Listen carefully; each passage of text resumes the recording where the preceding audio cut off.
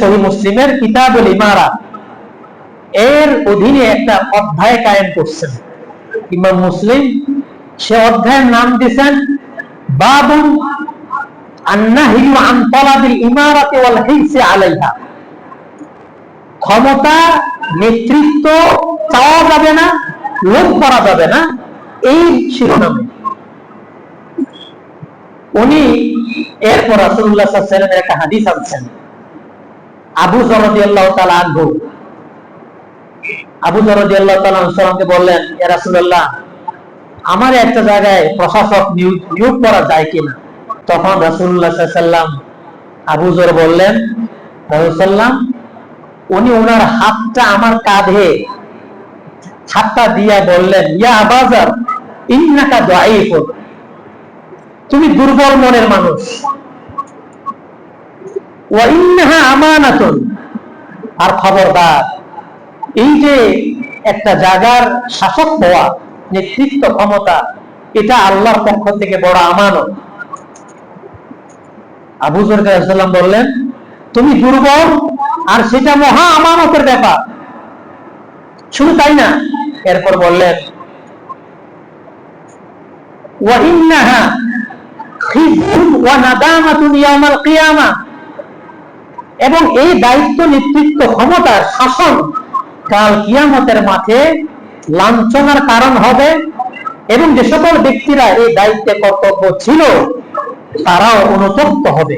তবে সবাই অনুতপ্ত হবে নাকি? তাহলে দায়িত্বটা আদায় করবে না?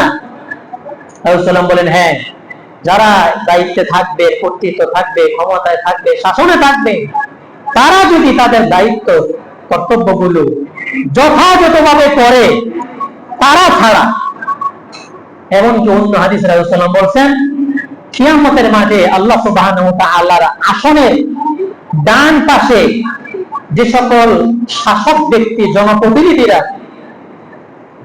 ন্যায় ইনসাফের সাথে জনগণের ব্যাপারগুলো সমাধান করছে, জনগণের মনের গভীরে ভালোবাসা তারা গেঁথে নিয়েছে, জনগণ তাদেরকে চায়, এই পরিমাণ তারা জনগণের সেবক হিসেবে কাজ করে।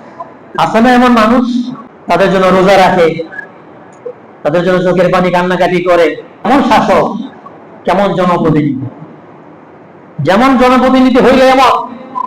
অন্য হাদিসে রাসূলুল্লাহ বলেছেন, শোনো, তোমাদের মধ্যে শ্রেষ্ঠ শাসক তারা, শ্রেষ্ঠ জনপ্রতিনিধি তারা, যাদেরকে তোমরাও ভালোবাসো, তারা তোমাদেরকে ভালোবাসে। তাহলে ভালোবাসাটা কি জোর করে হয়?